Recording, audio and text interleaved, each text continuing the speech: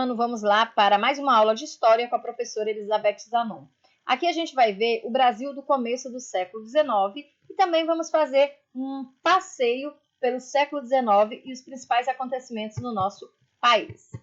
Então, assim como o resto do mundo, o século XIX ele é muito movimentado, vai ter diversos acontecimentos. Vai ser uma época em que vai ter acontecimentos de todos os tipos. E vai ser um período também onde a base estrutural do país ela está na questão rural. E a partir dessa questão rural, a questão patriarcal, começa a se organizar as zonas urbanas. Isso significa que as atividades rurais vão sustentar a economia do país e as cidades ainda são bem pouco organizadas. E em 1808, com a chegada da família real ao Brasil, é que começa a se organizar essa vida urbana, principalmente na cidade do Rio de Janeiro. Anos mais tarde, a gente vai ver que o Brasil também vai passar por uma independência, pela abolição da escravatura e pela proclamação da República. Tudo isso no século XIX.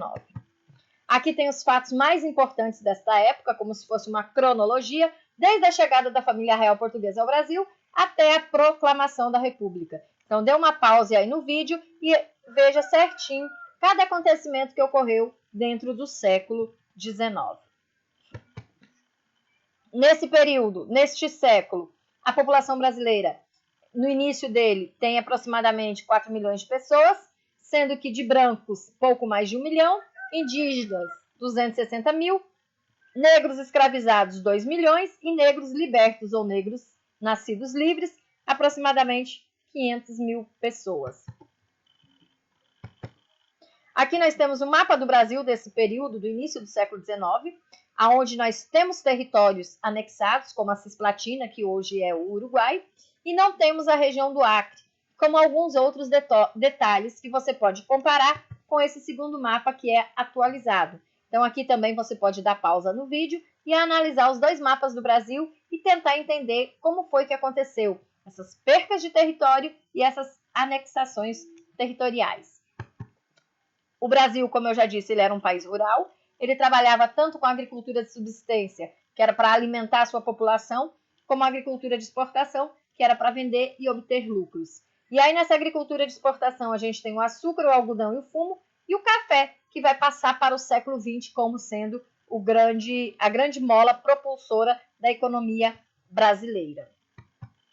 A sociedade ela é bem desigual, onde eu tenho uma hierarquia, a família real está no topo, grandes proprietários, comerciantes e funcionários do governo estão no segundo escalão, no terceiro escalão nós temos trabalhadores manuais e pobres, e a base da nossa sociedade é dos negros escravizados. A sociedade ela é desigual, ela é composta por a grande maioria de negros e mestiços e pela elite branca. Os brancos, eles têm como padrão de civilização a cultura europeia, então eles vão adotar o eurocentrismo, que é aquela crença de que o homem branco é superior aos demais povos. Essa teoria vai pregar a força racial do branco, que o branco é o grande construtor de grandes civilizações, e o negro, ou os mais escuros, como eles utilizavam, seria a força braçal. Então, para a elite, o Brasil precisava embranquecer, mas a realidade do Brasil era totalmente diferente. Ele era um país multirracial, onde predominava a cor escura. A elite intelectual sentia a necessidade de construir uma identidade nacional que pudesse dar ao país um lugar de destaque que era no cenário das grandes nações. E esse destaque também ele vinha na questão da literatura e nas artes. Há uma transição de valores nessa época. No início lá das últimas décadas do Império, vai começar a ocorrer essas mudanças estruturais que vai tentar modernizar o nosso país. Novos valores vão estar sendo agregados aqui e esses novos valores vão conseguir conviver com valores mais tradicionais, como, por exemplo, a sociedade patriarcal, onde a figura do homem no comando da família e da sociedade vai se interagir com os novos valores que vêm surgindo, que é a questão do modernismo. Nesse período, a instituição escola vai começar a se organizar no país, só que ela tem um perfil básico, elitista e dualista, onde só os meninos poderiam estudar, até então, porque eles tinham esses atributos considerados essenciais e que as mulheres, as meninas, elas eram incompatíveis com a identidade feminina, a questão do estudo, do letramento. Então, no século XIX, as escolas vão começar a aceitar o público feminino também. Aqui a gente tem as mulheres na sociedade, como elas viviam. Então, a grande maioria, no início, elas eram reclusas em seus lares, obediente aos pais ou obediente aos maridos, e só saíam para a missa. As viúvas dos fazendeiros assumiam a administração da fazenda e o comando dos escravos. Também começa a surgir vendedoras ambulantes que estão ali para tentar trazer o sustento para seus filhos. A mulher ela não podia votar e nem participar da política, e isso estava na Constituição de 1824. As madames, elas vestiam roupas de moda francesa, todo esse material, essas roupas, esses adereços vinham da Europa, elas eram carregadas para os passeios em cadeirinhas e depois foi evoluindo esse meio de transporte. Então as madames elas tinham uma certa regalia em relação às demais. Na hora de dormir, elas usavam toucas para não estragar o penteado, porque o penteado era símbolo de ostentação, de riqueza. E é nesse período, então, que vai começar a surgir os palacetes. E aí vem Nísia Floresta. Essa mulher incrível, tem várias ideias, e aos 28 anos ela consegue abrir uma escola para meninas. O ano era de 1838 e Dom Pedro II reinava no país. Época em que o ditado popular, o melhor livro é a almofada e o bastidor, estava em alta e representava a realidade imposta a muitas mulheres. Porque os homens se interessam e nos separam das ciências a que temos tanto direito como eles, senão pelo temor de que partilhemos com eles ou mesmo os excedamos na administração, os cargos públicos que quase sempre são tão vergonhosamente desempenham. Então era um questionamento de Nísia Floresta. Por que os homens não queriam que as mulheres estudassem? Será que era medo de perder o posto para elas? Esse questionamento é de Nísia Floresta.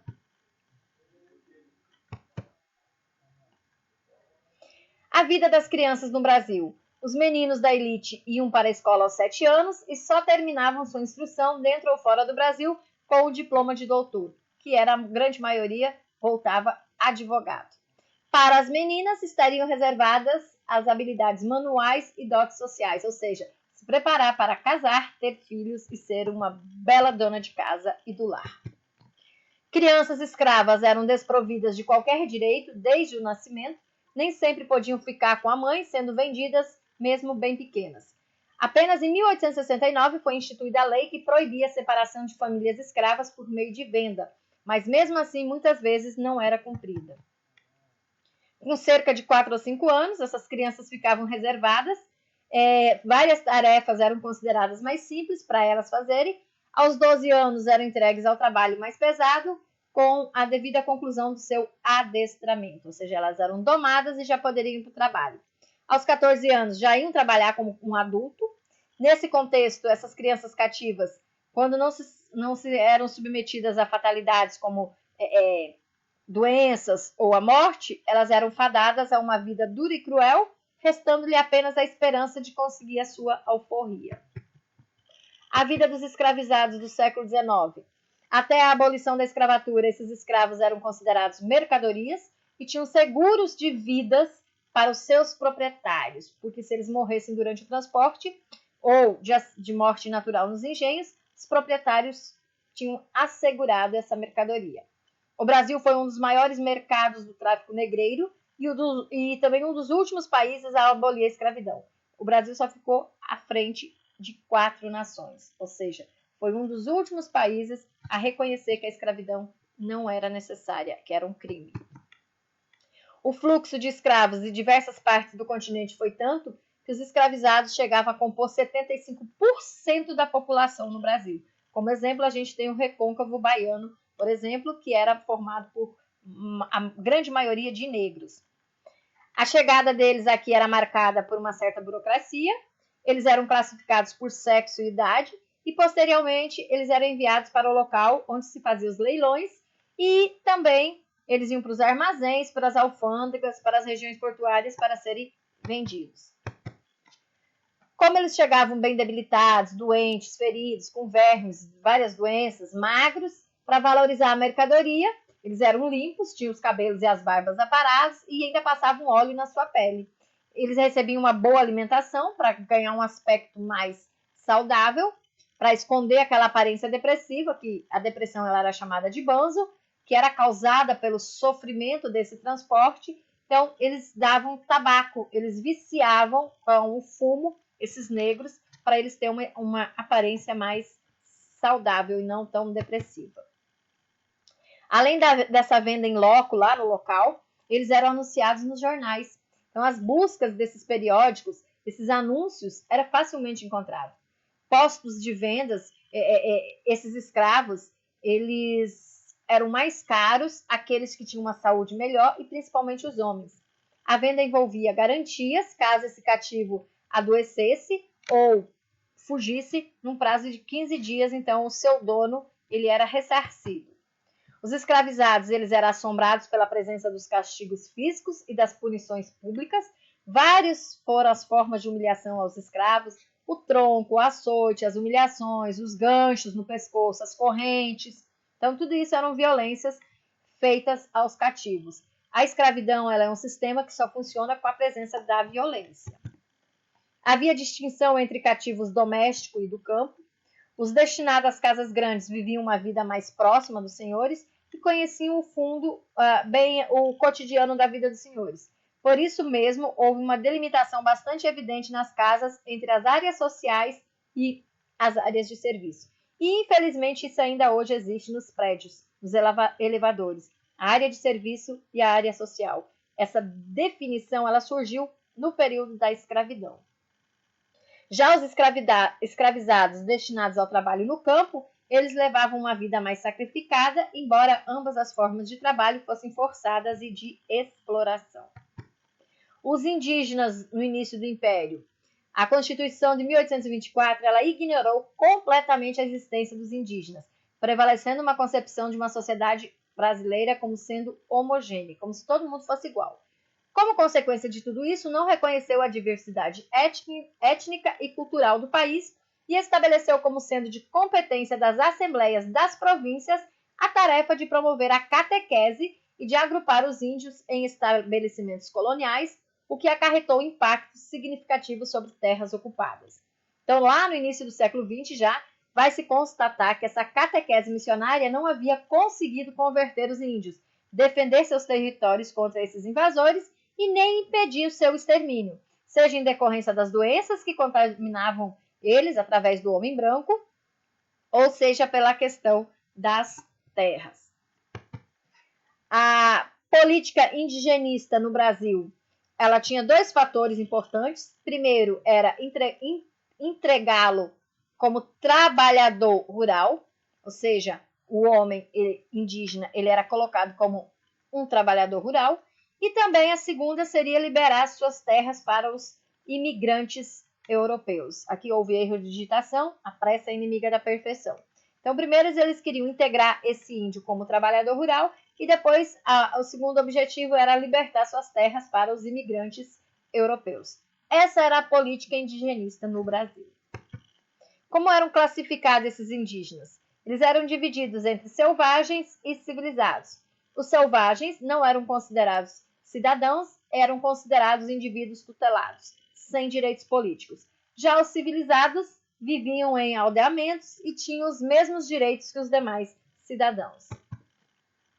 Dom Pedro I e a Constituição de 1824, ele vai fazer uma certa modificação, porém a inferioridade ainda vai acontecer. Então, lá na Assembleia Constituinte, vai ocorrer uma firme oposição aos portugueses.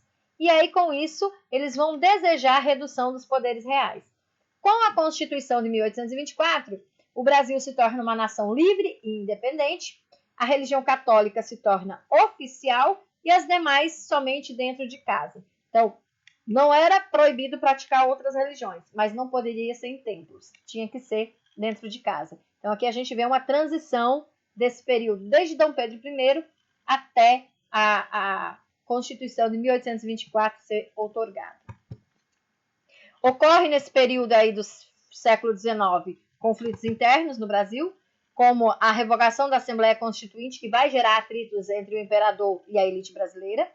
Membros das províncias de Pernambuco, da Paraíba, do Ceará e do Rio Grande do Norte vão liderar movimentos em prol da independência dessas províncias, só que as tropas imperiais vão combater esses revoltosos, que é o que a gente chama da Confederação do Equador ou da Conferência do Equador, que é a mesma coisa. Então, é quando esses 4 estados tentam se libertar do Império. E aí, as tropas imperiais acabam combatendo esses revoltosos. Um segundo momento, a gente tem os intelectuais e profissionais liberais contra os partidários do imperador, que vão entrar em conflito. Há um descontentamento aqui, e é o que a gente vai chamar da Noite das Garrafadas, onde esses comerciantes vão jogar garrafas de vidro nos rebeldes. Temos problemas internacionais também. E esses problemas internacionais são 3 principais, que é a Guerra da Cisplatina, que vai interferir na formação das relações entre os países da região platina, que é Uruguai e Argentina. O Brasil ele queria o território, que hoje é do Uruguai, e a Argentina vai intervir e o Brasil acaba perdendo. Vai ocorrer a sucessão do trono de Portugal, onde Dom Miguel, que é irmão do imperador, vai disputar o trono com Dona Maria, que é filha do imperador. Então, esse conflito para a sucessão do trono de Portugal também vai ser um problema que vai afetar o Brasil. E o terceiro conflito é a pressão inglesa pelo fim da escravidão, porque muitos países já tinham acabado com a escravidão e o Brasil ainda não. Começa então o período regencial. No contexto histórico, esse período regencial ele resultou diretamente da maneira como terminou o primeiro reinado, que é a época em que o Brasil foi governado por Dom Pedro I. O primeiro reinado ficou marcado pelo autoritarismo do imperador e pelas crescentes brigas, pelos crescentes confrontos entre brasileiros e portugueses, e as tensões e as pressões existentes fizeram o imperador abdicar do trono brasileiro em 1831. Quando Dom Pedro I abdica do trono, o sucessor naturalmente é seu filho Pedro de Alcântara. Só que Pedro era menor de idade, ele não poderia ser coroado imperador antes que completasse 18 anos. Assim, a saída legal que se achou, e que também estava na Constituição de 1824, era de fazer um período de transição em que o país seria governado por regentes. E esse período deveria ter acontecido até 1844, quando o Pedro de Alcântara teria 18 anos. Mas esse fim aconteceu 4 anos antes, em 1840, por meio de um golpe parlamentar. Aí vem a atividade de hoje. Vocês vão pesquisar sobre mulheres que se destacaram nesse período da nossa história, no período do século XIX. Vocês vão escolher 2 dessas mulheres e vão fazer um quadro comparativo sobre as suas atuações, sobre a sua luta, sobre a bandeira que elas levantam. Eu vou colocar essa atividade também lá na sala de aula da plataforma SAS e vocês vão me enviar ela por lá, para ficar mais prático. Vamos tentar ser mais práticos possíveis. Então, a atividade de hoje vai ser sobre isso. Você vai fazer uma pesquisa sobre as mulheres que se destacaram nesse século XIX, mulheres brasileiras, e você vai comparar 2 delas, só não pode colocar a Nízia Floresta, porque eu já coloquei aqui nessa videoaula, certo? Qualquer dúvida, plantões do WhatsApp.